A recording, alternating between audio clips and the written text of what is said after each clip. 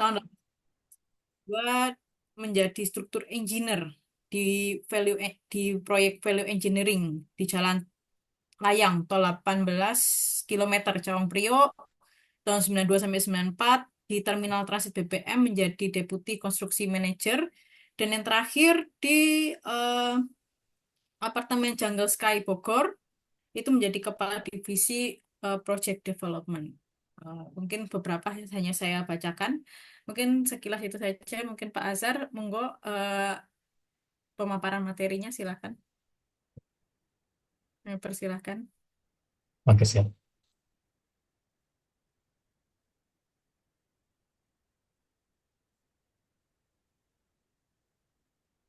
Oke, terima kasih Bu Filki atas waktu dan kesempatannya.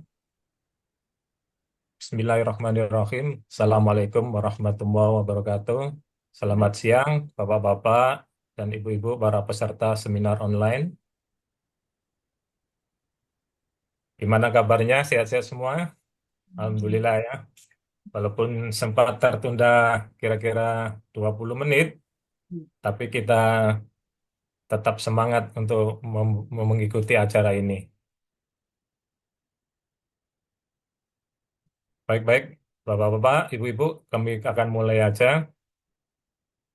Sesuai dengan topik yang disampaikan oleh moderator bahwa pada siang hari ini kami akan membahas masalah antisipasi proyek macet pada dunia properti.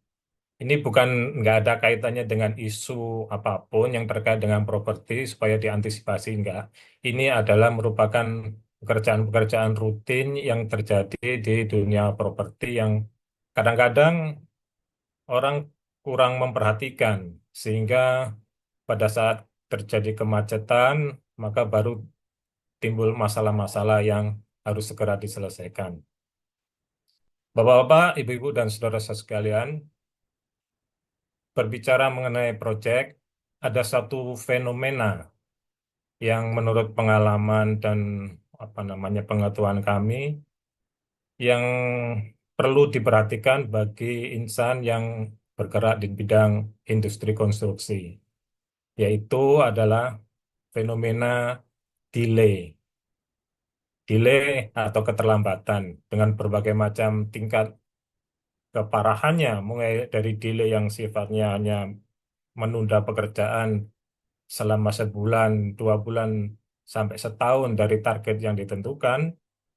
Ada yang seperti middle juga, yang bahwa pekerjaan proyek di tengah jalan mengalami kevakuman beberapa saat, kemudian beberapa tahun kemudian baru dilanjutkan.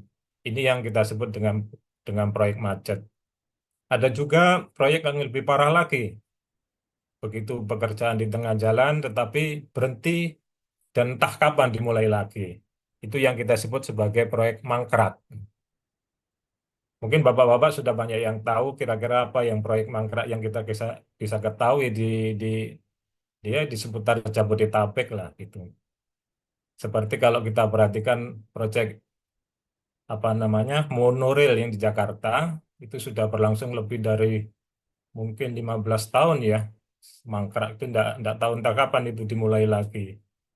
Atau Bapak juga bisa perhatikan proyek Hambalang, Ustadz olahraga yang direncanakan dan enggak tahu kapan akan dimulai lagi. Itu yang lebih yang paling parah gitu.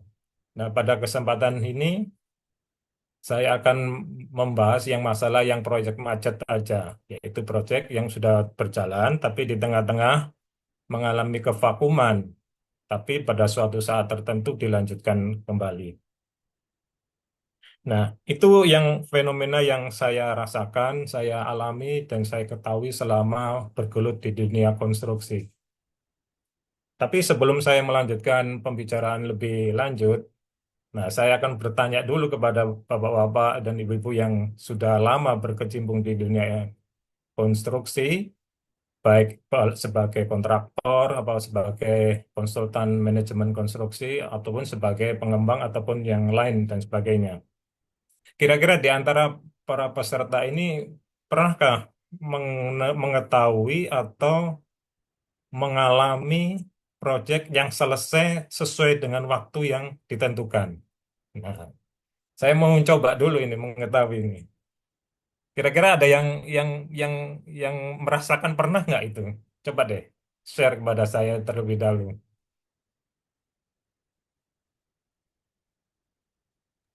Mungkin Bapak Ibu bisa resen biar dibuka unmute-nya. Silakan Bapak Ibu.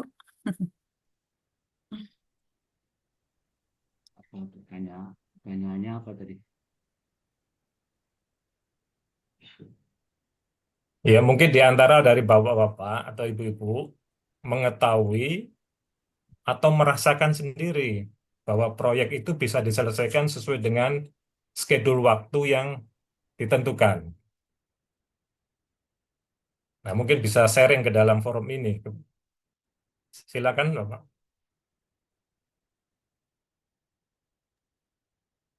Kalau menurut saya nggak pernah sepanjang karir saya, meskipun proyek itu sudah diplot ya, time schedule, ada S-curve dan lain sebagainya, tapi ya sebagai secara rasional itu memang expected bisa achieve di waktu, bahkan dalam beberapa hal bisa advance gitu ya, lebih cepat selesai. Itu kan, tetapi ketika itu belum dijalani, nggak pernah berani ngomong ini paling hanya komitmen sesuai kontraktual aja. Tapi sebagai individu saya ya insya Allah gitu aja, gampangannya gitu. Artinya Bapak mengalami sendiri ya itu ya. Pernah Iya, Nah, mengalami saya. Dan oke. dalam beberapa case bisa lebih leading ya, beberapa waktu gitu. Ukurannya ordo mingguan atau ordo bulan gitu. Tapi ya kayak gitu Pak. Tapi konteksnya begini, saya tuh pada posisi sebagai bukan sebagai P2 atau pelaksana, tapi saya itu P1 perencana dan sekaligus menjadi P3 pengawas gitu. Nah, pada Oke. saya basicnya konsultan. Gitu. Jadi Kalau boleh saya tahu proyeknya jenisnya apa, Pak? bagian saya biasanya infrastruktur, Pak. Infrastruktur Oh, untuk infrastrukturnya. pembangunan kawasan ya. Saya Oke, duduk di oke. Wirakanen Associate. eh, Sebenarnya saya tidak memilih bagian yang menjulang ke atas karena itu banyak saingannya. Jadi saya Oke. mengambil yang melata, infrastruktur ya. Civil work Iya, lah iya. kalau di international contract kan namanya civil work. Kan biasanya di anu itu kan CNS engineers gitu, civil and structure engineers. Nah, saya bagian C-nya yang melata. Nah, itu. Jadi Oke. eh, selain memang infrastruktur itu harus kan punya schedule sendiri. Infrastruktur itu harapan udah bisa lebih cepat selesai ketimbang yang struktur yang menjulang gitu ya. Iya. Memang Oke. komplikasinya kan lebih sedikit. Ya itu. Oke, oke. Mungkin satu lagi deh kalau ada Bapak para peserta yang bisa ngasih ini apa namanya masukan. Kira-kira masih ada lagi yang mengalami apa namanya pernah menghandle proyek yang selesai pada waktunya atau malah lebih cepat seperti yang dikatakan Bapak tadi. Tapi bukan berarti yang terlambat juga nggak ada ya. Banyak juga. Oke. Oke, Karena saya pikir faktor-faktor kalau yang ya silakan Pak. beyond our control gitu Pak biasanya. Kalau yang sepanjang yang di bawah kontrol kita memahami yang namanya critical path ya kita kejar terus aja itu Pak. Karena ada sebab ada kaitan kausalitas itu ya. Ya namanya juga eh, apa namanya eh, critical path ya pasti namanya. Bahasa Indonesia ini apa jejak jalur Oke. kritis ya gitu. Ada yang terlambat alami. Iya.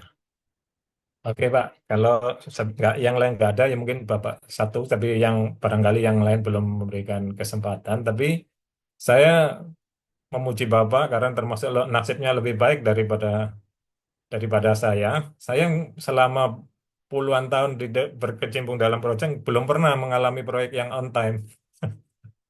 Semuanya delay paling paling paling ya bisa Sebentar Pak, delay sampai hampir satu Bapak tahun gitu. proyek-proyek proyek-proyek pemerintah atau swasta pada umumnya? Pada umumnya di proyek swasta, Pak. Oh, oke. Saya 90% 100% memang proyek swasta juga sih. Iya. Oh, Cuman bidangnya Pak, saya banyak di high rise building, bukan di yang sifatnya melata yang seperti Bapak sebutkan tadi. ya tapi gini Pak. Oh, oke.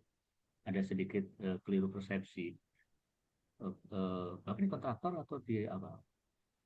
Saya semua pernah, jadi pernah jadi I see. kontraktor, jadi CM, yang terakhir malah jadi owner, pengembang.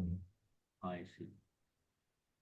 Ya, memang betul Pak. Kalau ngomong yang high rise-nya, saya sependapat dengan Bapak, dialami juga. Saya kan konteksnya dalam satu project, satu ini, dan ada yang ngurusin high rise. Kirapan kan dikenalnya sebagai high rise designer gitu ya. Iya, Ini iya. saya ngurusin yang di bawah ya. Kawasan-kawasan seperti Bintan Lagun atau siapa aja dan Mogot City, Grand Kuningan dulu itu. Itu kalau yang bagian ini itu Pak. Sun. Oke, oke. Terima kasih Pak masukannya. Ya. Nah, selanjutnya kita akan mulai lagi materi yang utama yang perlu saya sampaikan, bahwa karena melihat fenomena banyak terjadinya proyek-proyek yang macet di dunia properti, maka saya mencoba membagi pengalaman atau pengetahuan saya kepada bapak-bapak dalam rangka bisa mengantisipasinya, paling tidak untuk meminimalkan kerugian yang dialami semua pihak, baik dari pengembang, kontraktor, maupun vendor-vendor, ataupun yang paling kecil ada para pekerja itu. Intinya dari kalau terjadi proyek macet, yang paling besar pengaruhnya adalah tersendatnya pembayaran kepada pihak-pihak yang lain, gitu. Nah, paling tidak itu bisa diminimalkan risiko kerugiannya. Nah, untuk apa namanya membuat supaya pemaparannya sistematik, kami bagi menjadi beberapa bagian. Yang pertama itu adalah kita mengenal pengertian dulu kesepakatan mengenai proyek. Kemudian akan saya sampaikan juga contoh-contoh proyek macet yang pernah saya alami dan beberapa gambaran apa namanya eh, situasi propertinya lah. Kemudian yang berikutnya kita akan coba sampaikan penyebab kenapa proyek itu macet. Kemudian dampak negatif akibat akibat adanya proyek yang macet. Kemudian yang terakhir lah, yang penting ini adalah bagaimana mengantisipasinya supaya proyek macet itu paling tidak diminimalisir kerugiannya. Ini beberapa pokok bahasan yang akan saya sampaikan pada siang hari ini. Yang pertama, kita akan coba mengenai pengertian proyek. Ya, bisa saja Bapak-Bapak dan Ibu-Ibu peserta seminar online pada siang hari ini mempunyai pengertian sendiri-sendiri. Tapi dalam kesempatan ini, izinkanlah saya memberikan pengertian mengenai proyek. Jadi menurut kami, proyek itu adalah kegiatan yang mengkoordinir sumber daya manusia, material, peralatan, dan keuangan yang dibatasi oleh biaya, mutu, waktu, dan regulasi atau aturan-aturan, di mana kegiatan itu bisa memberikan manfaat bagi lembaga atau perusahaan yang menyelenggarakan proyek itu sendiri. Dari dalam hal ini ada beberapa faktor atau unsur yang dikelola untuk proyek, yaitu adanya keterlibatan manusia, material-material bangunan, peralatan, dan keuangan. Kemudian organisasi terhadap semua faktor itu dibatasi oleh suatu tolok ukur.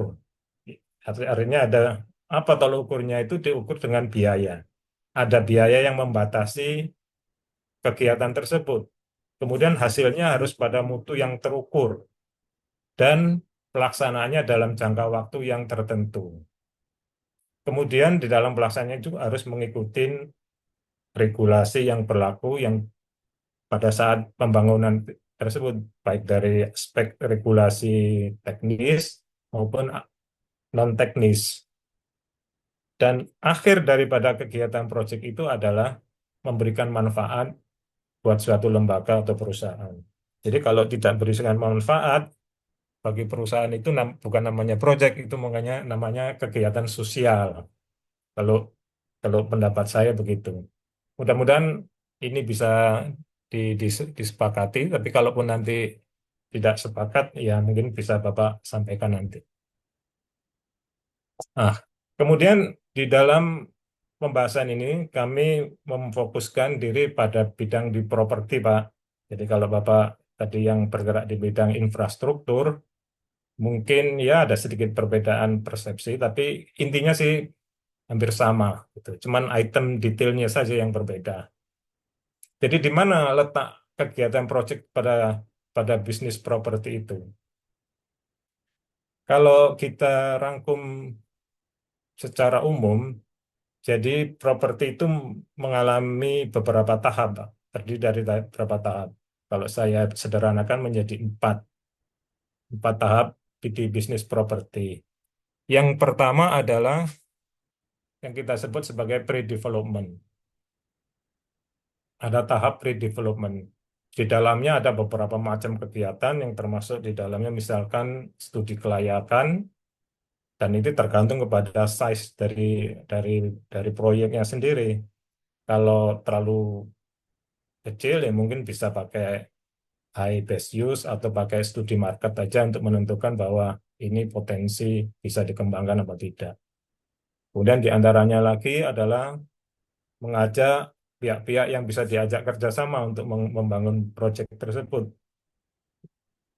Kemudian setelah itu terlaksana, baru kita melakukan apa namanya mempelajari segala macam regulasi yang berkaitan dengan proyek tersebut, baik dari aspek teknis maupun aspek non teknis. Kemudian juga ada kegiatan appraisal. Jadi misalkan ada salah satu joint partner yang ikut bersama-sama membangun proyek, misalkan dengan modal lahan atau bangunan existing, maka itu harus dinilai terlebih dahulu berapa nilai dari bangunan atau tanah yang mau diikut sertakan di dalam kegiatan proyek tersebut. Kemudian ada due diligence, itu meneliti semua aspek dari properti yang dilibatkan untuk dalam proyek. Nah, ujung dari semua kegiatan itu adalah semacam bus plan, di mana di situ berdasarkan analisa keuangan, teknik, dan sebagainya, disimpulkan bahwa ide pengembangan proyek itu dinyatakan layak sehingga diteruskan atau dihentikan karena tidak layak. Jadi inti yang ada di dalam bus plan itu adalah untuk mengetahui berapa apa namanya net asset value yang bisa dikembangkan melalui proyek itu. Jadi misalkan aset value-nya sebelum ada proyek itu misalkan nilainya cuma 10 miliar, kemudian diadakan kegiatan proyek, itu nilai asetnya itu bisa berkembang berapa kali lipat, 3 kali lipat atau 5 kali lipat. Nah, itu diketahui melalui yang disebut bus plan tadi. Nah, setelah itu mau selesai, pekerjaan ini selesai dan dinyatakan oke untuk dilanjutkan, kalau tidak apa namanya layak ya sudah berhenti sampai di situ tidak dilanjutkan. Nah, sekarang kalau akibat daripada evaluasi base plan itu bisa dilanjutkan, maka menganjak kepada tahap berikutnya, yaitu tahap planning and design. Nah, di sini sudah mulai panggil-panggil apa namanya konsultan, melakukan survei teknis, dan ujung-ujungnya adalah dokumen namanya dokumen tender yang meliputi gambar, spesifikasi dan sebagainya. Nah, kalau ini sudah terlaksana, baru dilanjutkan dengan tahap berikutnya, yaitu tahap construction. Di sini tim project harus sudah dibentuk, kemudian mulai mengurus perizinan, dan mulai proses tender, dan setelah dibentuk, apa namanya, ditunjuk kontraktor yang melaksanakan, baru dilakukan pengawasan agar pelaksanaannya sesuai dengan spesifikasi dan gambar yang ditentukan. Nah, setelah itu sudah handover atau serah terima dari kontraktor kepada pemilik proyek. Nah, dan tahap yang terakhir adalah tahap operation. Setelah bangunan proyek selesai, baru diserahkan kepada operator. Nah, di sini banyak kegiatan apa estate management atau program maintenance, program penggantian atau program renovasi untuk jangka waktu tertentu, mau 5 tahun atau 10 tahun, dan berbagai macam aktivitas yang bisa membuat properti itu lebih menarik dan membawa keuntungan. Nah, inilah kira-kira 4 tahap di dalam proses bisnis properti. Lalu yang disebut project di dalam bisnis properti itu yang mana? Nah, kalau menurut saya ini di dalam tahap planning dan desain dan construction inilah yang disebut sebagai kegiatan project. Karena di situ berisiko besar untuk proyeknya berhenti atau proyek itu mangkrak atau proyek itu terlambat. Nah, kemudian kita coba mengenal beberapa macam produk proyek properti. Sebetulnya properti itu luas sekali cakupannya. Dan kalau menurut saya kategorikan menjadi lima jenis ya. Ada bidang industri seperti pergudangan, proyek area industri seperti Pulau Gadung atau SIR yang ada di Surabaya. Kemudian yang sifatnya hunian itu bisa berupa apartemen, bisa berupa landed house, bisa berupa kondotel, resort, villa, bahkan yang paling kecil pun seperti kos-kosan bisa dikategorikan sebagai properti. Kemudian ada yang bidang komersial, bisa berupa rumah sakit, mall, toko, pasar, perkantoran, bahkan sampai yang sifatnya entertain seperti gedung bioskop, theme park, atau water park.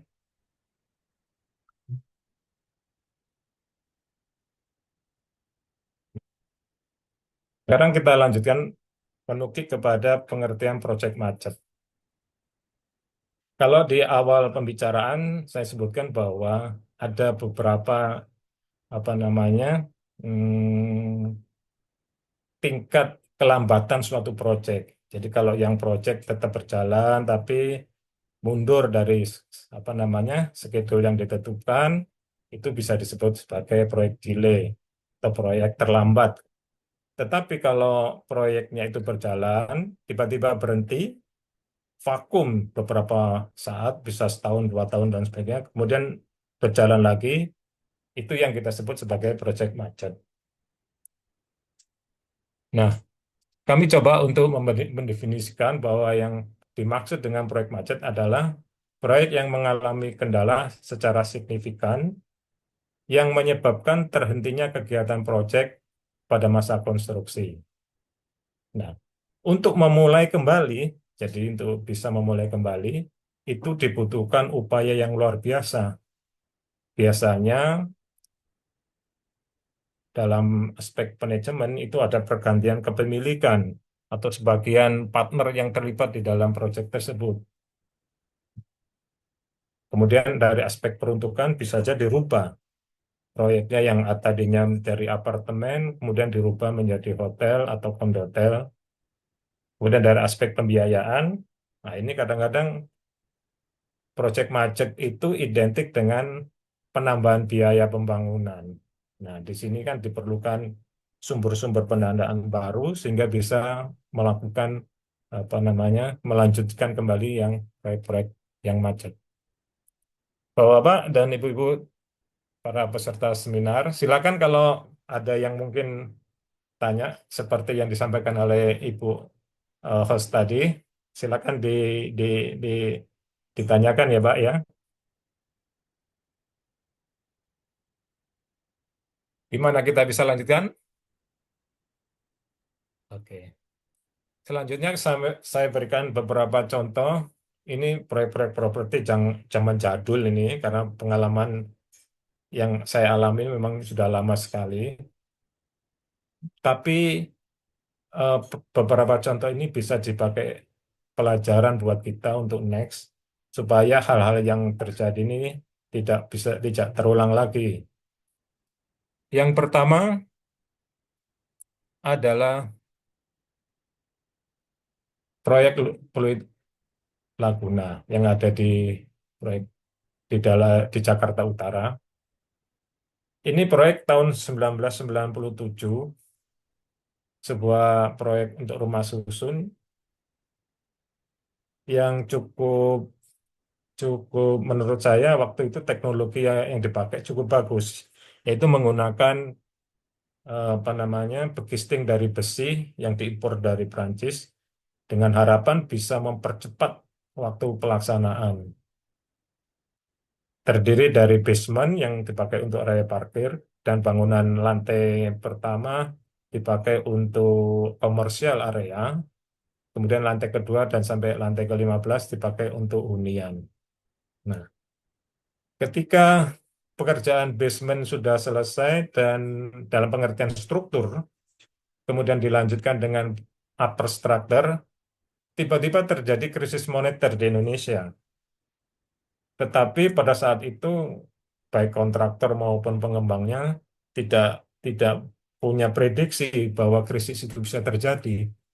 Akibatnya kontraktor bekerja sesuai dengan apa namanya standar pekerjaan, tidak antisipasi. Tiba-tiba si pengembang tidak punya dana lagi untuk membayar termin kepada kontraktor sehingga kontraktor juga berhenti begitu saja di tengah jalan. Akibatnya basement yang tadinya diperuntukkan untuk area parkir berubah menjadi kubangan air atau tempat penampungan air hujan karena masih banyak apa namanya celah-celah masuknya air ke dalam basement dan itu berlangsung beberapa tahun itu. Kemudian yang kedua ini ada Sentosa Residen, itu proyek apartemen mewah di di Jalan Cempaka Putih gitu, yang dikembangkan oleh Bama Group. Ini dalam tahap pekerjaan pondasi, tiba-tiba pemiliknya meninggal secara mendadak dan para ahli warisnya tidak mengetahui joint partnernya dengan siapa saja, sehingga mengalami kebingungan. Oleh karena itu kontraktor ya dengan adanya kabar itu tidak melanjutkan, tiba-tiba pergi aja. Nah, akibatnya situasi di proyek dalam acak-acakan dan kena hujan terus lama-lama ditegur oleh pemerintah karena mengotori jalan yang ada di depannya. Kemudian ini ada Hollywood Resident yang di Jalan Gatot Subroto, Jakarta. Ini pada tahun 2006 mengalami macet karena kemungkinan besar pada saat itu ownernya mengalami pailit atau kekurangan dana karena dipakai untuk proyek lain. Maka akibatnya proyek ini dijual kepada Wika Property dan dirubah menjadi apartemen Taman Sari. Tapi itu sama kasusnya dengan yang di Rusun Pluit Laguna, itu bangunan terdiri dari basement, 2 lantai di bawah, kemudian ada 18, kalau nggak salah ada 20 lantai di atas. Tapi tiba-tiba di tengah jalan, kira-kira di lantai 10 terhenti, begitu saja. Akibatnya basement yang dipakai untuk peruntukan untuk apa namanya area parkir berubah menjadi tempat penampungan air kayak kolam renang. Dan itu sebelum diambil alih oleh Wika cukup lama waktunya, mungkin ada setahun, hampir 2 tahunan. Nah, dan yang terakhir, contoh yang saya alami sendiri adalah Jungle Sky, ini proyek apartemen di Bogor yang macet gara-gara penjualan tidak tercapai. Sebetulnya kalau kita perhatikan masih banyak lagi proyek-proyek properti yang paling macet seperti di Meikarta itu karena akibat proses ada kasus hukum yang menjerat. Kemudian kalau perhatikan proyek-proyek yang di Malaysia itu ada proyek besar juga yang menjadi macet karena ada imbas investornya yang berasal dari Cina terpengaruh oleh krisis properti yang di Cina. Inilah beberapa contoh proyek macet yang dampaknya itu berakibat buruk kepada para pelakunya, baik dari pengembang apa namanya ke konsultan apa namanya kontraktornya maupun para pekerjanya. Sehingga, nah selanjutnya adalah kita lanjutkan dengan kira-kira apa penyebab mayoritas yang menyebabkan proyek itu macet? Pada dasarnya banyak sekali proyek apa namanya penyebab proyek macet. Tapi saya bisa rangkum kira-kira yang paling banyak terjadi itu adalah apa yang saya sampaikan ini. Yang pertama itu jelas itu loan tidak cair. Jadi biasanya kalau satu perusahaan yang terdiri dari pemilik, tiba-tiba salah satu dari pemiliknya atau beberapa itu mengundurkan diri. Yang tadinya mau setor beberapa dana, tiba-tiba dana tersebut tidak tidak tercairkan. Atau juga penyebabnya adalah dokumen yang dibutuhkan untuk mencari loan itu tidak memenuhi syarat atau tidak lengkap, sehingga bank yang mau memberikan kucuran dana untuk pembangunan tidak bersedia untuk mengucurkan dananya. Kemudian penyebab kedua yang biasanya terjadi yang menyebabkan proyek macet adalah target penjualan ini yang tidak tercapai karena salah mengambil momen dan salah memasarkan. Kemudian ini yang faktor yang ketiga yang menyebabkan proyek macet itu adanya side streaming. Jadi sebetulnya proyek itu sudah punya dana yang cukup, tetapi oleh pemiliknya dipakai sementara untuk kegiatan lain yang menurutnya dalam waktu cepat ya, quick yielding itu bisa menghasilkan keuntungan. Tapi ternyata bisnis yang dipakai itu malah rugi, sehingga dana proyek yang dipakai itu bisa kembalikan lagi kepada proyek yang bersangkutan. Akibatnya proyeknya kekurangan dana sehingga tidak bisa membiayai proyek. Kemudian yang faktor yang lain yang kerap kali mempengaruhi terjadinya proyek macet adalah kurangnya pengetahuan. Ini sebetulnya masalah teknis saja ini. Kurang pengetahuan mengenai kontraktor yang berkualitas sesuai dengan jenis pekerjaannya. Jadi mungkin karena hanya mengejar murah, tiba-tiba kontraktornya tidak bisa mengerjakan sesuai dengan spek. Nah, ini timbul masalah di lapangan sehingga timbul tarik ulur antara pemilik dan kontraktor. Kemudian teledor. Ini baik dengan cara sengaja maupun tidak sengaja melanggar peraturan perizinan, sehingga setelah diketahui oleh pemerintah daerah, maka dihentikan oleh pemerintah daerah karena dianggap melanggar izin yang diberikan, baik dari ukuran, misalkan setback, maupun dari peruntukannya. Atau juga yang paling parah adalah karena pelaksanaannya teledor, bangunan menjadi runtuh. Ini yang menyebabkan proyek menjadi macet. Kemudian yang terakhir, yang menurut hemat kami yang menyebabkan potensi proyek macet adalah terjadinya krisis politik, di mana biasanya diikuti dengan terjadinya kerusuhan, kelangkaan material, dan tenaga kerja. Ini yang seperti dialami proyek bendungan yang salah satu negara di Afrika, di mana setelah terjadi kudeta, maka investor yang berasal dari Cina itu menghentikan kegiatan pembangunan bendungan karena terlalu banyak sering kerusuhan di sana. Gitu. Inilah beberapa faktor yang menyebabkan proyek macet.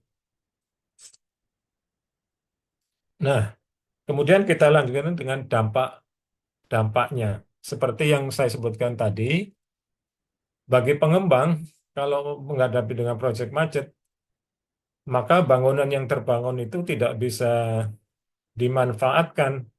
Dia sudah terlanjur mengeluarkan dana yang cukup besar, tetapi tidak bisa memanfaatkan bangunan karena itu bangunannya tidak bisa difungsikan sama sekali. Akibatnya dia tidak mampu memenuhi kewajibannya kepada bank yang memberikan pinjaman maupun pembayaran kepada pihak ketiga seperti kontraktor atau vendor dan sebagainya. Bahkan para pengembang yang mengalami proyek macet bisa dalam ancaman pemailitan oleh pembeli unitnya. Kemudian proyek macet itu tidak hanya berakibat negatif kepada pengembang, namun juga kepada pemilik. apa namanya pembeli unit, dia tidak bisa memanfaatkan properti yang dia beli sesuai jadwal yang dikembangkan oleh pengembang. Tetapi dia tetap harus membayar angsuran kepada bank untuk apa namanya cicilan KPR atau KPA-nya. Kemudian bagi kontraktor, karena dia tidak mendapat termin pembayaran dari pengembang, maka kontraktor otomatis tidak bisa membayar kewajibannya kepada vendor, kepada subkon atau pada pekerja, atau bahkan bank yang memberikan pinjaman kepadanya. Intinya bahwa dana yang dipakai itu adalah tidak efektif. Dan yang penting ini yang bahwa akibat proyek macet itu lingkungan sekitar proyek menjadi kumuh dan membuat apa namanya lingkungan tidak tidak sedap lah gitu. Bapak-bapak, ibu-ibu dan saudara-saudara peserta seminar online, dari pemaparan saya yang sebelumnya itu, maka kita perlu melakukan suatu gerakan antisipasi untuk meminimalkan efek negatif dari terjadinya proyek macet. Dan ini yang saya kenalkan dengan istilah namanya Flexi Construction Management. Sebetulnya prinsip dasarnya adalah sama dengan manajemen konstruksi, cuman ini lebih dinamis. Artinya, kalau di dalam manajemen konstruksi, kita mengasumsikan bahwa proyek itu berjalan dengan lancar dan normal. Jadi kalau kita membuat schedule, ya asumsikan proyeknya jalan terus, sehingga apa namanya schedule-nya bisa diikutin seperti yang semula. Namun kalau kita bicara dengan metode flexi construction management, ini yang lebih dinamis, lebih lebih detail dan lebih rinci. Prinsipnya adalah prinsip dari flexi construction management. Ini mungkin istilah yang tidak populer, mungkin istilah saya kembali, mungkin Bapak-bapak punya istilah tersendiri. Apa namanya? Prinsip dari flexi construction management itu adalah mengatur keseimbangan antara kemampuan keuangan dengan tahap pembangunan sedemikian rupa sehingga bila terjadi proyek macet, pembangunan itu berhenti pada titik yang tepat dan dapat memanfaatkan bangunan yang terbangun untuk kegiatan yang mendatangkan pendapatan. Jadi kalau yang saya sebutkan tadi beberapa kasus proyek macet itu berhenti yang pada posisi yang tidak tepat. Artinya seenaknya ya sesuai dengan kemampuan kontraktor ketika meninggalkan proyek. Tetapi pada Flexi Construction Management itu antara pengembang dan kontraktor harus sepakat bahwa kalaupun terjadi proyek macet, itu berhenti pada posisi yang tepat, baik dari sisi kualitas maupun dari sisi keamanan. Gitu. Jadi kalau bayangkan ya, kalau proyek macet, ketika yang yang tidak diantisipasi, ketika kontraktor memasang scaffolding, kemudian masang casting plat, sudah masang besi, tiba-tiba berhenti tidak dicor, bahwa maka struktur yang belum dicor itu menjadi rapuh dan berbahaya, gitu. Tapi kalau misalkan kita menggunakan flexi construction management, maka harus diteruskan sampai pengecoran plat itu selesai, dan nanti secara bertahap kontraktor bisa membongkar castingnya itu sesuai dengan umur dari beton yang dicor. Nah, itulah salah satu contoh penggunaannya flexi construction management. Kemudian prinsip-prinsip kerja flexi construction management adalah, nah ini kita bagi menjadi dua. Yang pertama pada masa awal sebelum memulai pekerjaan, yang kedua adalah pada masa pekerjaan. Pada masa awal, pengembang atau kontraktor itu harus bisa menyusun tahapan pembangunan secara rinci dan detail. Artinya membuat semacam network planning itu dengan cara yang rinci. Artinya itu saling kesinambungan. Kira-kira mendekati dengan critical path gitu. Tapi detail itu. Jadi kalau misalkan kita sedang mengerjakan bangunan high risk, katakanlah 10 lantai, kita bisa membaginya menjadi pekerjaan pile cap, sorry, pekerjaan pondasi, pile cap, kemudian lantai satu, lantai dua, lantai tiga, dan sebagainya. Itu masing-masing kita bagi secara rinci. Kemudian setelah kita bisa menyusun secara rinci detail, kita bisa menghitung biaya masing-masing rincian tahapan pekerjaan tersebut. Jadi misal pondasinya sendiri berapa, pile cap-nya sendiri berapa, lantai satunya berapa biayanya, dan seterusnya. Nah, kemudian kalau itu sudah ditentukan, nah ini mengatur tahapan pembayaran sesuai gabungan tahapan apa rincian tahapan pembangunan di dalam kontrak. Jadi antara diskusi antara pengembang maupun dengan kontraktor untuk menentukan tahapan pembayaran. Artinya gini, tahapan pembayaran itu kalau bisa dibuat sebanyak-banyaknya supaya pada saat terjadi apa namanya project macet itu berhentinya paling dekat dengan tahapan pembangunannya. Jadi, tapi sebanyak-banyaknya harus rasional, harus tidak merepotkan juga. Nah, ini nanti diskusi antara pengembang maupun eh, dengan kontraktor.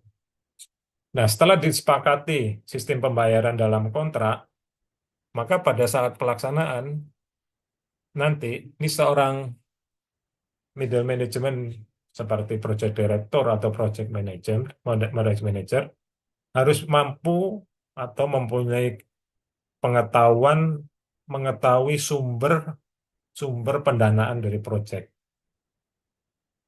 Jadi harus aktif, baik itu tanya langsung kepada bagian keuangan atau bertemu dengan tamu-tamu misalkan bank atau pemilik pembeli itu. Harus harus banyak mengetahui sumber sumber pendanaan. Ini tujuannya untuk mengetahui apa namanya perkembangan pendanaan itu, potensinya macet apa tidak. Kemudian yang ketiga, setelah mengetahui kondisi pendanaan proyek yang semakin kritis, maka dia bisa menghentikan konstruksi pada titik yang tepat sesuai dengan tahapan pembangunan yang rinci tadi.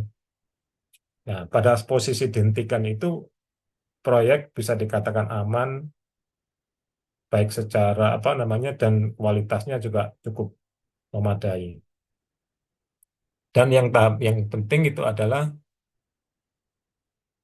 secara kreatif apa namanya bisa memanfaatkan konstruksi yang sudah dibangun itu untuk kegiatan yang mendatangkan keuangan. Nah,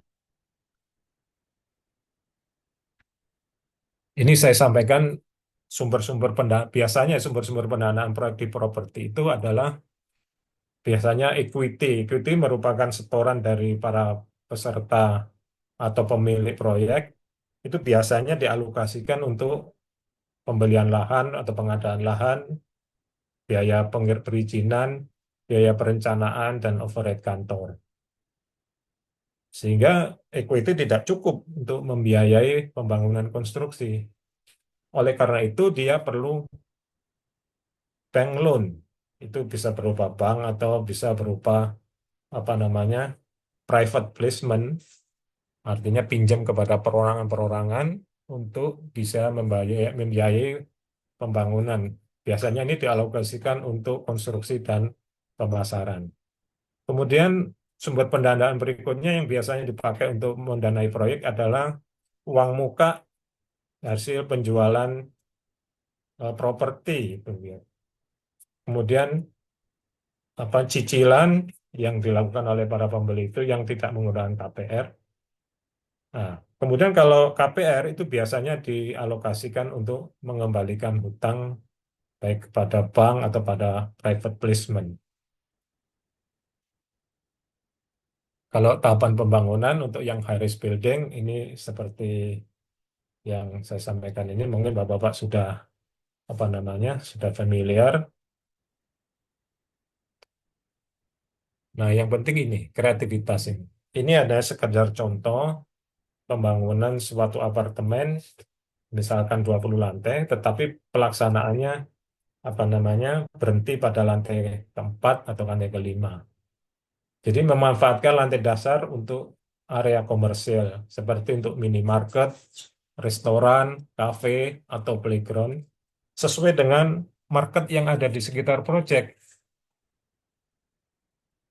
Kemudian memanfaatkan fasad yang sudah terbangun untuk sarana promosi. Jadi dipakai, bisa juga dipakai untuk billboard. Ya ini biasanya kalau izinnya berat bisa kerjasama dengan pihak ketiga. Kemudian memanfaatkan lahan kosong untuk berbagai macam kegiatan seperti untuk parkir umum, ruang pamer, tempat hiburan, dan sebagainya. Ini bisa kerjasama. Ini hanya beberapa contoh kreativitas yang perlu dikembangkan pada saat proyek macet.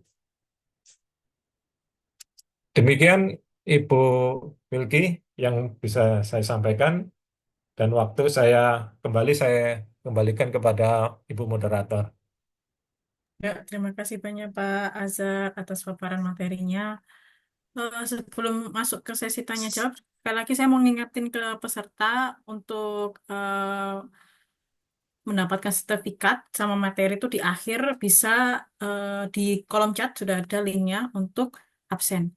Nah, selanjutnya kita masuk ke sesi tanya jawab. Mungkin ada yang mau langsung bertanya ke Pak Azhar. Silakan menggunakan fitur raise hand atau bertanya melalui kolom chat. Silakan, Bapak Ibu yang ingin bertanya.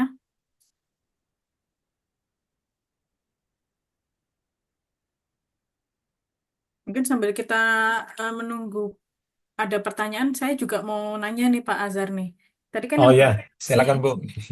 tadi yang Bapak kasih contoh tuh rata-rata kan apa namanya swasta ya Pak ya. Kira-kira ada nggak Pak yang pemerintah yang proyek macet itu Pak? Itu tadi yang saya sebutkan lagi, contohnya monorail. Monorail, oh, Ya, sam- artinya kerjasama perusahaan swasta dengan hmm? pemerintah DKI kan itu, Pemprov DKI. Kalau pemerintah biasanya ini apa Pak yang menyebabkan dia mangkrak? Ada lagi kalau nggak salah Pak, Hambalang itu juga pemerintah ya Pak ya, Hambalang. Eh, Hambalang itu proyek pemerintah juga. Itu juga proyek macet ya jatuhnya kalau Bukan Hambalang. macet itu malah mangkrak, karena kita nggak tahu itu kapan dimulai lagi. Kapan dimulai lagi? Oh. Iya. Kalau kayak Hambalang, itu Hambalang benar tidak ada kerjasama dengan swasta ya Pak? Apa ada kerjasama dengan swasta kalau Hambalang? Kalau proyek. Setahu saya itu menggunakan APBN itu, Oh. APBN itu. Ya Oh. kerjasamanya ya kontraktornya, CM-nya ya swasta gitu. Tapi pendanaannya kan Full murni dari APBN. pemerintah, iya Hmm. APBN itu. Kalau monorail kan monorail ada kerjasama dari pemerintah DKI provinsi dengan swasta ya Pak ya tahun 2004 Iya, iya. kalau Betul. nggak 2000 berapa itu Pak? 2006 Zaman Pak Fauji SPP Prabowo, Fauzi, Fauji Fauji Bowo itu Gubernur Fauji Bowo. ya akhirnya yang mang bukan itu jatuhnya kan juga mangkrak Pak itu monorail karena kan tidak dilanjutkan Pak karena kalau Iya, nanti kan pakai apa namanya bikin baru lagi kan MRT LRT nggak pakai lanjutan dari yang sudah terbangun monorail-monorail yang sudah terbangun apa namanya eh, pilar-pilar tiang-tiangnya. monorail. Heeh. Jatuhnya juga mangkrak kan itu ya Pak ya. Iya, iya itu kategori mangkrak. Artinya kita nggak tahu Hmm. kapan. Ya mungkin gubernur berikutnya mungkin kebijakan lain kali atau diambil alih pemerintah pusat bisa saja Hmm. gitu. Tapi emang masih bisa tuh Pak pilar-pilarnya dipergunakan lagi tuh Pak. Apa harus dites? Kayaknya perlu dites ulang ya Pak ya tuh kalau seperti itu ya. Kekuatannya apa masih bisa atau tidak gitu ya Pak. Ya nanti ahli struktur itu yang bisa mengevaluasi sekian tahun. Cuman kalau saya perhatikan secara visual itu besi-besinya juga sudah di coating gitu. Jadi nggak Hmm. karat itu yang gitu. Oh yang di pinggir jalan itu. Iya. Silakan Bapak Ibu yang mau bertanya.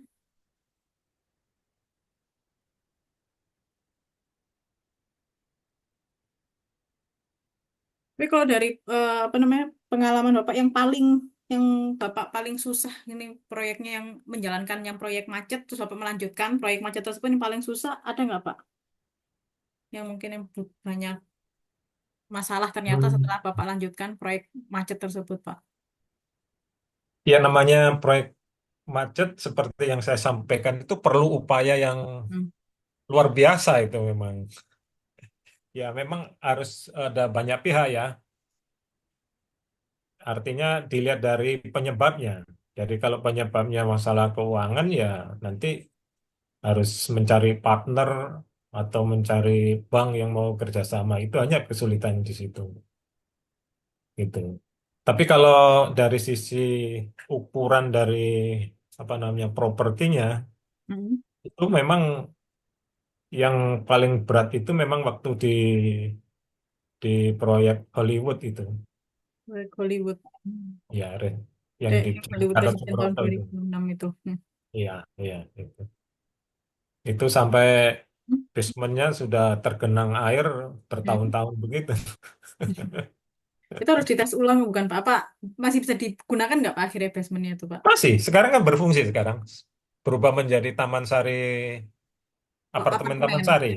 Bukan, diambil alih dia. Oh, sama Jadi Wika tadi ya Pak, Wika ya, Property.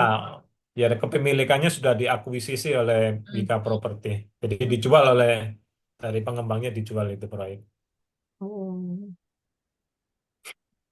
ini Pak, sudah ada yang masuk dari Pak Eko Gantika. Nih, bagaimana mekanisme proyek macet kalau kontraktornya desain and build ya Pak ya? Bagaimana? Ya, baik. Desain and build itu pengertiannya adalah yang membuat desain dan yang melaksanakan adalah kontraktor. Jadi nanti pembayarannya ya berdasarkan prestasi dari pekerjaan desain dan build.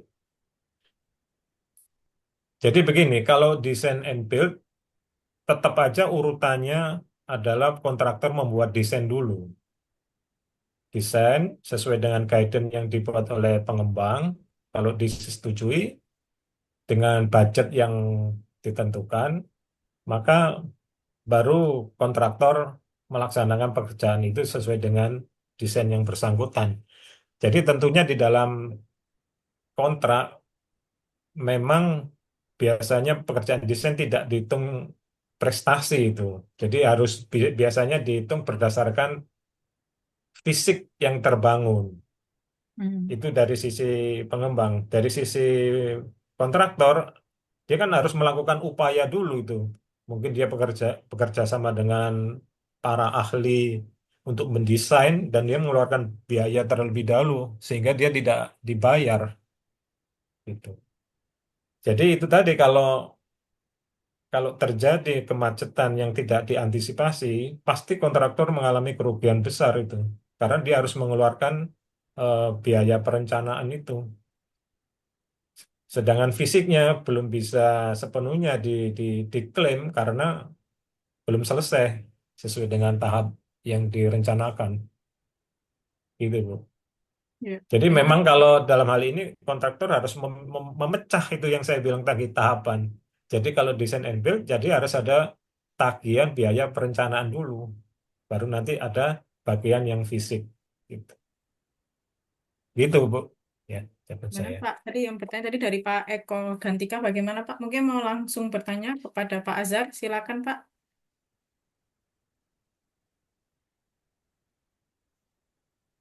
Pak Eko.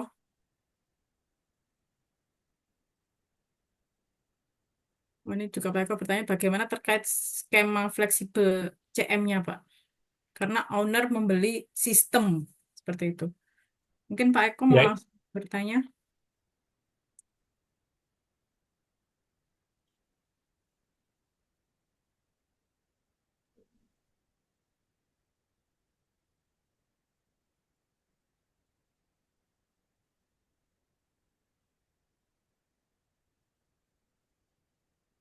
Ya tidak ada Pak Eko-nya. Bu, suara saya Ya, kedengeran, Bu. iya terdengar Pak Eko. Iya. Enggak, Ya. masalahnya kan kalau desain and build itu, owner kan biasanya belinya kan sistem, ya kan lo ya. Jadi enggak beli terketeng-ketengan gitu, Bu. Maksudnya gitu. Jadi mekanisme seperti apa kalau ternyata belum nyampe sistem itu yang diproduksi, seperti misalnya pabrik inilah pengolahan sampah seperti misalnya kan itu. Kan sistemnya belum jalan Bu, tapi kan ini macet misalnya gitu. Nanti seperti apa Bu nanti mekanismenya? Cara mengatasinya gitu. Oh, dalam mana? Silakan mungkin Pak Azhar menanggapin. Ya, baik Pak Eko. Terima kasih atas pertanyaannya. Seperti yang saya sampaikan sebelumnya bahwa kalau misalkan ini kasus di pengolahan sampah ya, kalau nggak saya dengar tadi ya. Jadi Siap. sebelum sebelum mengerjakan fisik pengolahan sampah sendiri, tentu kontraktor kan membuat desain terlebih dahulu. Desain,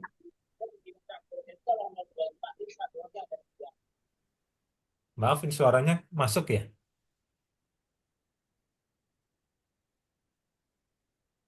Sudah. Iya, jadi memang harus bisa dipisahkan pekerjaan yang apa namanya kerjaan kertas ya istilah istilah saya kerjaan kertas sama kerjaan fisik. Dari pekerjaan kertas itu tentu kontraktor sudah mengeluarkan biaya, makanya di dalam sistem pembayarannya itu harus di, di, di, dipecah. Itu cara mengatasinya. Jadi ada pekerjaan perencanaan dan nanti ada pekerjaan fisik gitu. Nah, fisiknya apa ya nanti pecah-pecah lagi itu Pak. Mana yang bisa dipecah? Mungkin ada bangunannya dulu, kemudian ada mesinnya, ada lagi instalasi dan sebagainya. Gitu Pak. Kira-kira dari jawaban saya Pak Eko. Siap Pak. Jadi artinya kalau misalnya mesin itu sudah disuplai dari luar negeri lah taruh ya untuk Ya. kontraktor. Jadi si owner belum bisa bayar Pak kalau belum sistem itu jalan, belum ada produksi lah istilahnya kan gitu. Nah, Iya. itu jadi eh, konflik ini seperti apa bisa diatasinya gitu loh Pak. Maksud saya gitu. Iya, iya. Makanya gini, kalau kalau nggak diantisipasi ya itu yang rugi jadi kontraktor, Pak. Iya betul Pak. Makanya saya mengusulkan pakai flexi construction management itu dirinci itu. Jadi misalkan ada tahapan, misalkan Bapak mendatangkan eh, mesin yang nilainya besar, itu harus dikeluarkan dalam satu item dan pembayaran tersendiri. Jadi material on-site harus sudah segera dibayar, gitu, Pak. Ya owner bisanya material onsite Pak betul Pak. Tapi kan Iya, si kontraktor belinya kan ke sana nggak material onsite Pak. Apalagi misalnya mesin dari Eropa. Kan pasti mereka kalau udah kirim barang dari Eropa, berarti mereka udah bayar 100% Pak. Jadi gimana Pak sisa yang mereka harus tanggung, misalnya MOS-nya 60%. Mereka udah pesan produksi di Jerman misalnya itu 100% kan Pak, setelah iya. kirim barang. Nah itu secara apa istilahnya resiko manajemen resiko seperti apa gitu untuk CM-nya Pak. Dia punya fleksibel CM untuk mengatasi ini Pak. Nah, kalau begitu mesti apa namanya sistem pembayarannya jangan sistem online onsite Pak. Jadi on board. Jadi begitu mesinnya naik kapal, Bapak harus sudah bayar penuh mereka, Bapak harus nego dengan pemilik proyek itu harus sudah mulai dibayar kepada Bapak. Itu. Nah, karena regulasi pemerintah nggak bisa begitu Pak. Oh, Regulasi gitu. pemerintah. Iya Pak. Regulasi pemerintah nggak bisa. Dia hanya Nah, ini bisa dari onsite. ya MZ 60% dibayar oleh pemerintah kan.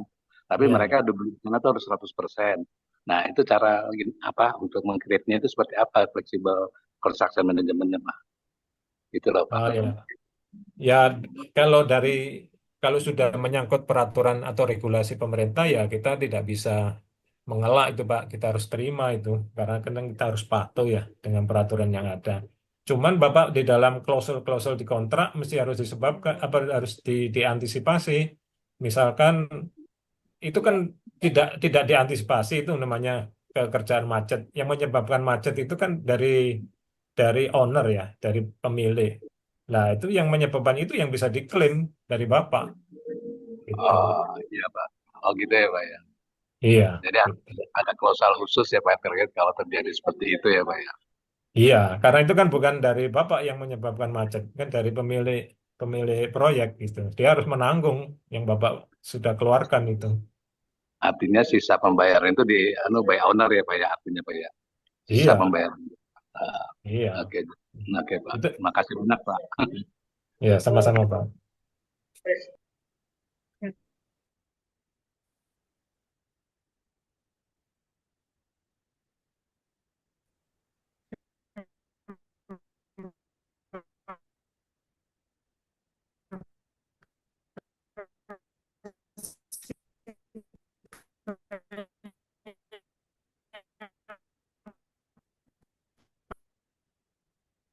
Pak Eko Ahmad Hidayatullah, permintaan Ya, owner yang lebih. siap Ibu. Jadi pembayaran oleh kontraktor yang 100% itu karena inspektorat atau regulasi pemerintah itu kan yang dibayar mosnya 60%. Artinya kalau terjadi macet Mhm. oleh owner menurut Pak kontraktor tadi adalah menjadi tanggungan owner gitu, pemerintah gitu. Misalnya macet di situ ya udah terakhir di situ tapi dibayar oleh owner yang 40%-nya lah istilahnya gitu. Itu ya Pak ya maksudnya Pak ya. Iya, iya, iya gitu. Ya Pak, terima kasih banyak Pak.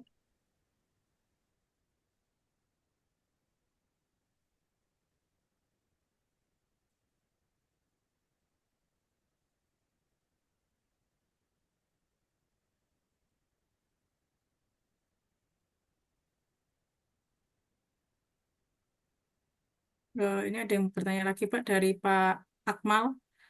Izin bertanya Pak, bagaimana mengantisipasi mangkraknya suatu proyek yang disebabkan oleh regulasi perizinan atau perubahan kebijakan pemerintah? Bagaimana Pak? Oke. Eh, Biasanya kalau dalam proyek kan kita memulainya dengan perizinan ya. Jadi sebelum memulai pekerjaan fisik, maka perizinan itu sudah harus selesai. Artinya pihak yang berwenang sudah mengeluarkan izin dan kita siap untuk mengerjakan. Cuman kan terkadang ada perubahan ketentuan di dalam peraturan pemerintah atau perundang-undangan mengenai hal-hal tertentu. Nah, kalau terjadi hal semacam itu ya mesti dikonsultasikan dengan bagian yang mengeluarkan perizinan, gitu Pak. Harus dikonsultasikan. Apakah peraturannya itu berlaku surut atau berlaku sejak ditetapkannya peraturan tersebut? Kalau memang biasanya sih peraturan itu berlaku sejak ditetapkannya, sehingga kalau kita sudah memperoleh izin sebelum peraturan baru terbit, biasanya itu go ahead aja gitu Pak. Jadi setahu saya begitu ya.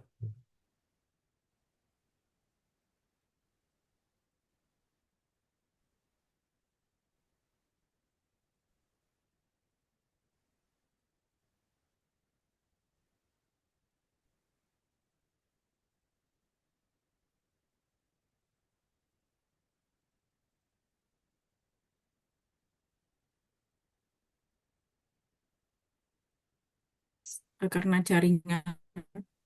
Terdengar suara saya Pak?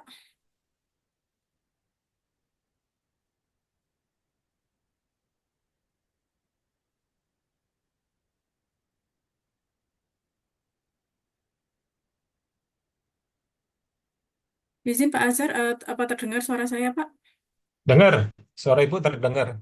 Hanya Oh, Ibu tadi yang saya tidak dengar.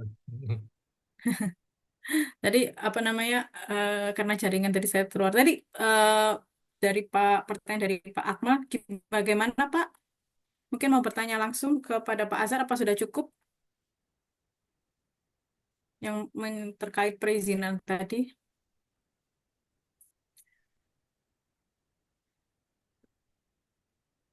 Oh, cukup Pak. Jadi tentang kebijakan tadi, oh, Pak Akmal sudah cukup. Terima kasih banyak Pak Akmal atas pertanyaannya. Mungkin ada mau lagi yang bertanya kepada Pak Azhar.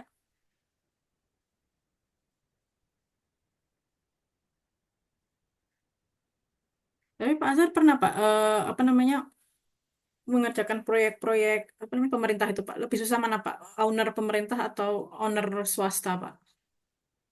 Saya kebetulan banyak di swasta Bu, jadi nggak nggak pernah saya di ambil proyek pemerintah.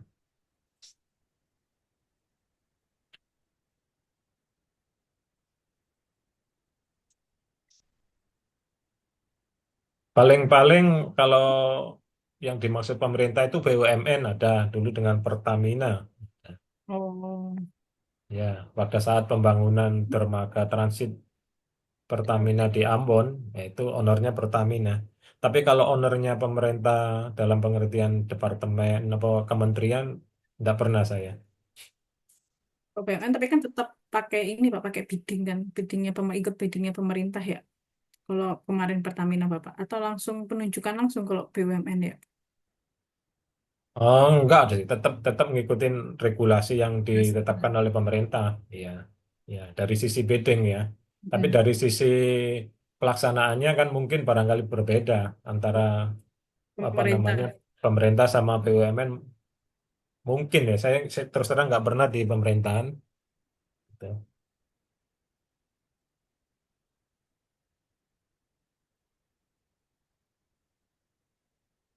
Ada lagi mau bertanya Bapak Ibu?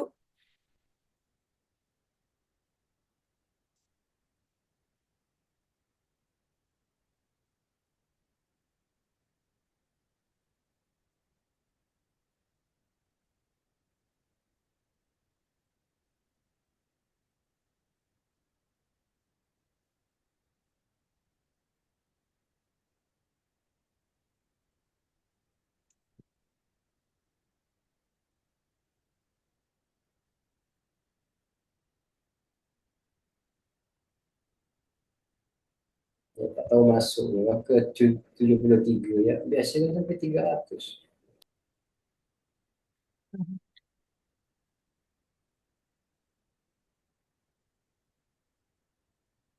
Oh, sampai saat ini ada proyek Pak? Apa masih ada aktif untuk kerjaan proyek Pak kalau saat ini Pak? Apa masih di properti aja sekarang Bapak? Oh enggak, saya sudah pensiun tahun 2018, Bu. Terakhir. Oh, ini yang 2018 itu yang di CV terakhir itu ya Pak ya? Proyek Ya, terakhir. ya, itu yang terakhir.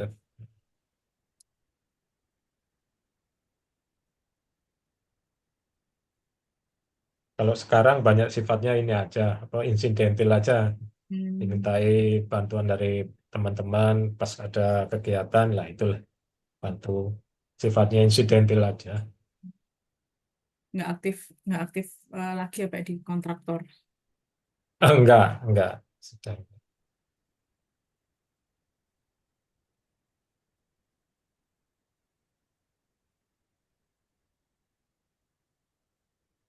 Ada lagi mungkin Bapak Ibu yang mau bertanya kepada Pak Azhar?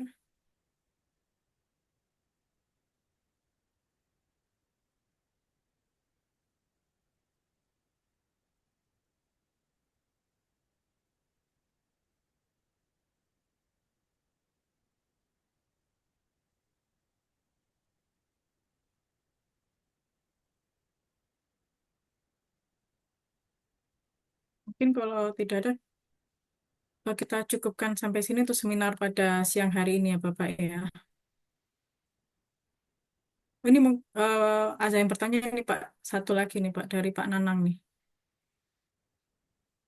Pak Nanang mau bertanya di luar konteks. Mungkin Pak Nanang boleh Pak, silakan Pak mau bertanya langsung.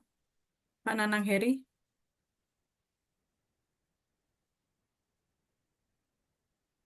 bisa Bapak? Mungkin Bapak mau bertanya?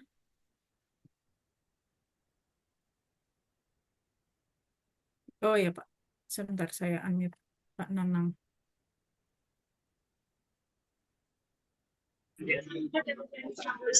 Ya Pak, silakan Pak. Halo, saya Bu ya. Ya, ha. Baik, terima kasih. Terima kasih Bapak. Ini mungkin agak menyimpang sedikit, tapi kaitannya dengan biaya. Eh, ada beberapa proyek itu yang posisinya itu terutama pemerintah ya, dengan antisipasi untuk biaya persiapan. Kadang kalau apa namanya suatu proyek kalau udah selesai pemerintah itu ada satu apa namanya istilahnya pengecekan ulang terhadap biaya ya. Nah persiapan ada beberapa mungkin yang tidak masuk dalam pengecekan itu, tapi itu ada dalam biaya proyek. Salah satunya adalah mungkin pembuatan bedeng, karena memang kalau selesai proyek bedeng itu kan mungkin itu ya apa namanya sudah dibongkar sehingga pada pemeriksaan itu sudah tidak ada barangnya. Itu bagaimana ya untuk antisipasi biaya tersebut begitu. Terima kasih, Pak. Iya. Gimana Bu? Langsung saya jawab ya Bu. Ya, monggo Pak.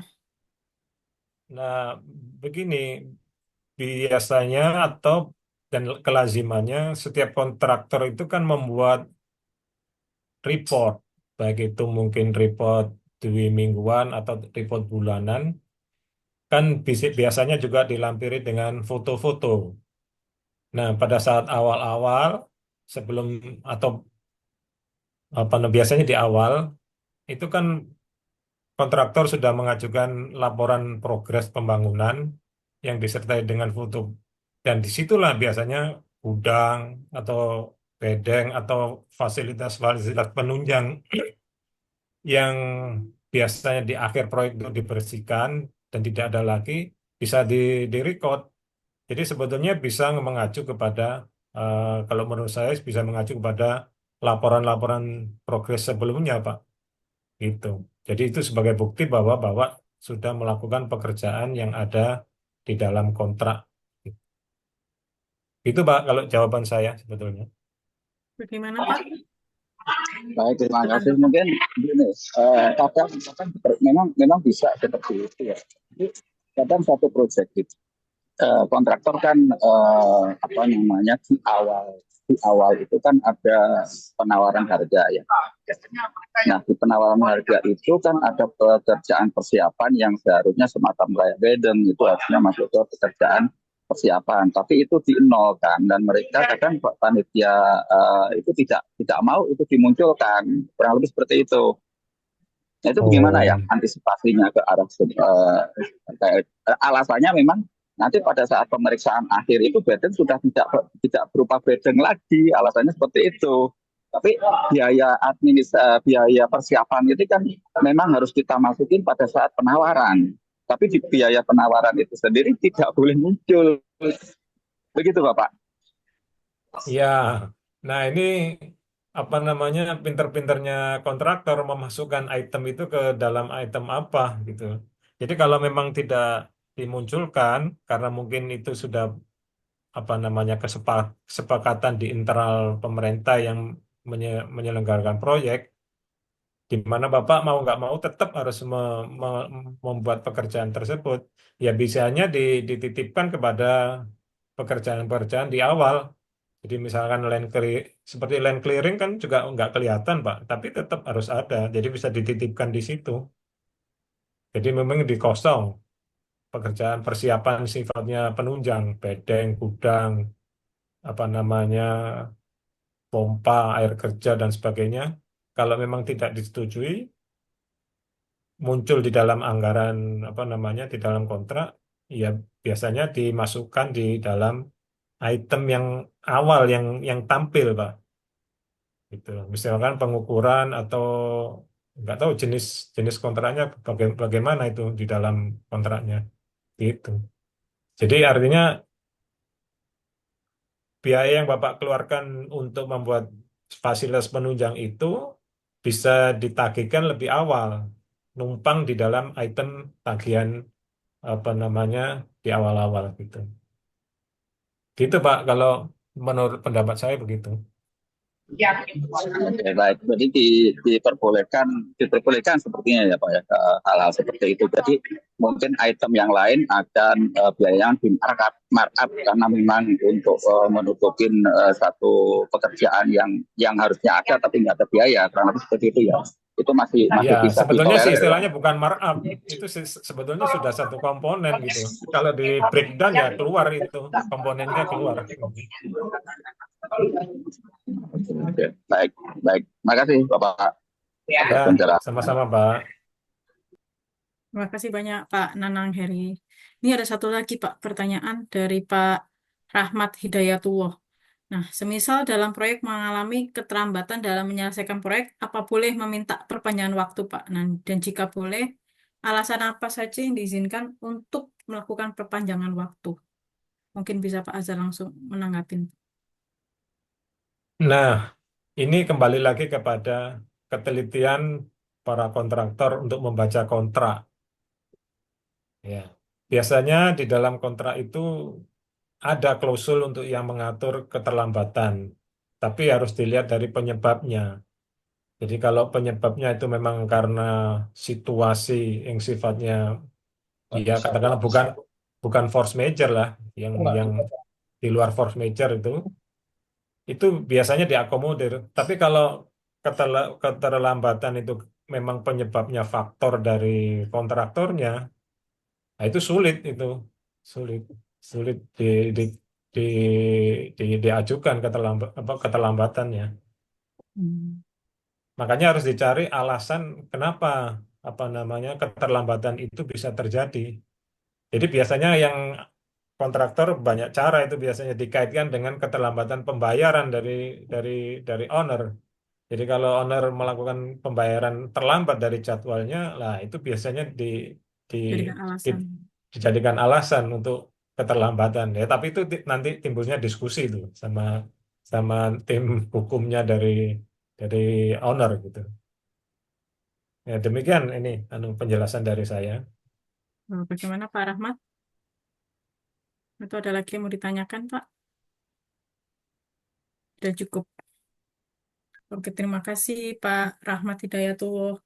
Mungkin saya beri kesempatan lagi, ada yang mau bertanya kepada Pak Azhar. Silakan Pak, Bapak Ibu.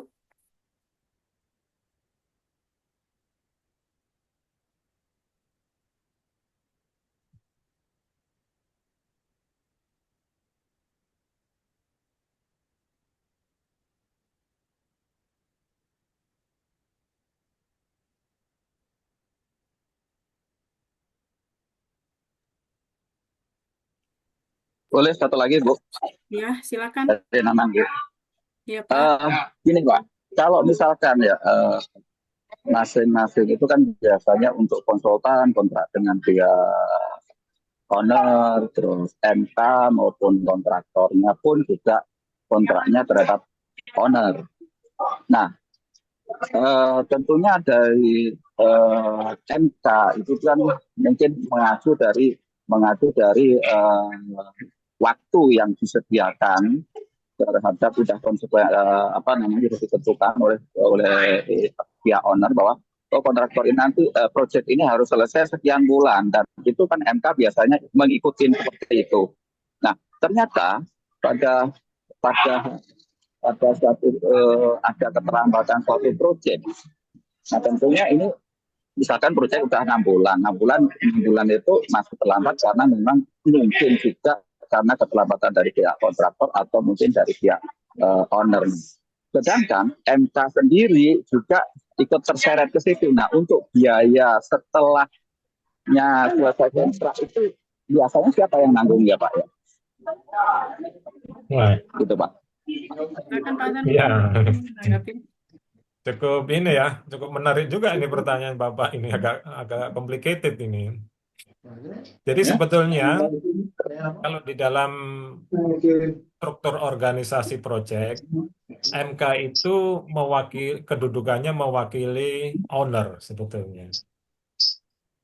Jadi yang menghadapi kontraktor biasanya manajemen konstruksi yang ditunjuk oleh owner. Jadi kalau terjadi kesalahan antara MK dan owner ini, pekerjaannya akan lebih lebih rumit dalam pengertian harus diteliti bukti-bukti surat-surat teguran apa namanya MK kepada kontraktor dan jawaban kontraktor kepada MK. Dan itu mesti harus diteliti itu harus, makanya dari sisi administrasi kontraktor harus lengkap data-datanya gitu Pak. Karena jarang sih saya ketemukan bahwa timbul kesalahan dari dari MK. Biasanya MK itu orang nomor satu nggak pernah salah gitu. Yang sering yang salah itu biasanya kontraktor gitu. Ya, Betul Pak. Kalau itu yang saya pertanyakan adalah kalau kesalahan itu terhadap kontraktor. Kadang itu teguran-teguran dari MK itu kan kadang terabaikan sehingga dengan posisi seperti itu kemungkinan besar pekerjaan itu bisa terlambat. Nah, kalau pekerjaan itu terlambat, otomatis kan memang kontraktor itu kena denda oleh owner. Nah, Ya, MK-nya itu sendiri otomatis waktunya kan sudah habis menurut kontrak, Pak. Nah, karena memang pekerjaan belum selesai, akhirnya mau nggak mau MK juga masih ikut bekerja di situ. Itu maksud saya nih. oh, Penutupan biaya sebab untuk MK itu ke siapa, Pak? Ke pihak owner udah pasti, oh itu kontraknya udah langsam misalkan seperti itu. Jadi udah nggak bisa narik lagi ke pihak owner. Tapi ini kesalahan ada di kontraktor sehingga MK harus terseret-seret dengan waktu yang MK itu harus naruh orang di situ terus-terusan. Mau nggak mau kan seperti itu, Pak. Sampai pekerjaan itu selesai. hmm. Itu maksud saya. Oke, oke, oke. Jadi begini, Pak, prinsipnya kontrak antara MK dengan owner itu adalah man hour basis. Jadi jarang saya temuin apa namanya kontraknya lamsam sampai pekerjaan selesai. Itu jarang kontrak MK mau di kontrak begitu. Dia biasanya hanya apa namanya maunya man aja. Jadi berapa bulan proyek kontraknya 2 tahun atau 3 tahun lah itu semuanya dibayar oleh pemilik proyek. Jadi kalau ada kasus terjadi proyek delay akibat kesalahan kontraktor, owner tetap mengeluarkan biaya tambahan untuk membiayai perpanjangan MK, tapi sumbernya biasanya diambil dari denda kepada kontraktor, gitu mekanismenya, Pak. Gitu. Siap-siap. Terima kasih, Pak. Ya, Mas. Ya, terima kasih Pak Nanang. Mungkin ada lagi yang mau bertanya, Bapak Ibu?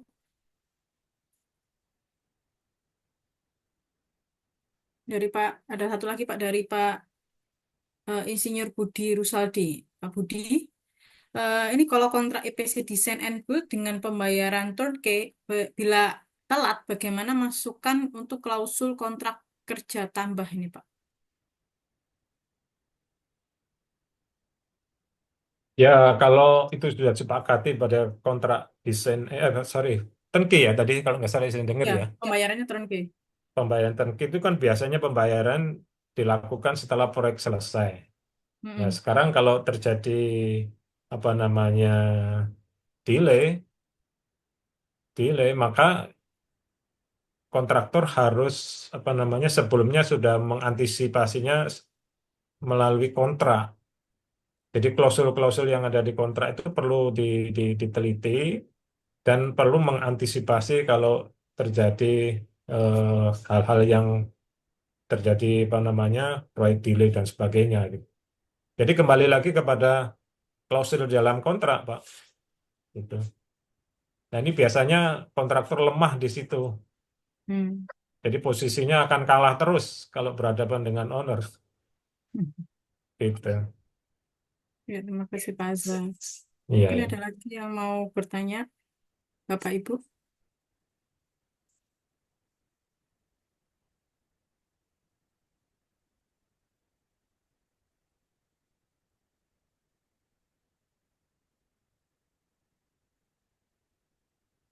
Mungkin kalau tidak ada pertanyaan lagi, mungkin kita tutup sampai sini. Mungkin Pak Azhar, mungkin kata-kata Baik, Bu. Hmm. nah, penutup untuk webinar pada siang ini, mungkin Bapak. Jadi kesimpulannya bahwa apa yang saya sampaikan itu mudah-mudahan bermanfaat buat Bapak-Bapak, terutama ini kebanyakan dari kontraktor ya, Bu ya. Iya, Yang ada dari kontraktor, ada kontraktor. yang di pemerintahan daerah biasanya, Pak. Karena mayoritas kontraktor ya Mm. pesan saya kepada para pelaku eh, industri konstruksi yang bidang kontraktor, pertama memang harus mempelajari dengan seksama kontrak yang akan ditandatangani itu untuk mengantisipasi segala sesuatu yang akan terjadi, termasuk salah satunya adalah proyek macet yang diakibatkan oleh pihak owner gitu. Kemudian kedua, di tim dari kontraktor sendiri harus mempunyai tim yang cermat dan jeli ya dalam mengatur urutan pekerjaan supaya kalau terjadi proyek macet itu apa namanya berhentinya proyek itu pada yang posisi yang paling aman. Itu baik terikat dengan fisik bangunnya sendiri, instalasi, peralatan maupun alat-alat penunjang yang dipakai untuk proses pembangunan. Ya, demikian ini apa namanya masukan dari saya buat para para pelaku dunia konstruksi. Semoga ini bermanfaat. Sekian, terima kasih. Terima kasih banyak Pak Azhar. Terima kasih banyak untuk paparan dan ilmunya pada siang ini. Akhir kata, saya moderator, mungkin kurang lebihnya saya mohon maaf. Akhir kata, wa taufiq wa hidayah. Wassalamualaikum warahmatullahi wabarakatuh. Terima kasih banyak Pak Azhar dan Iya, Waalaikumsalam sama-sama, warahmatullahi wabarakatuh. sama-sama Terima kasih Bapak-bapak, Ibu. Ibu-ibu. Terima kasih Sampai ketemu Bapak. lagi. Terima kasih Pak Azhar. Sama-sama, Pak. Ya. Saya mohon pamit ya, Bu. Pak. Terima kasih, Pak. Terima kasih Pak. Terima kasih Pak.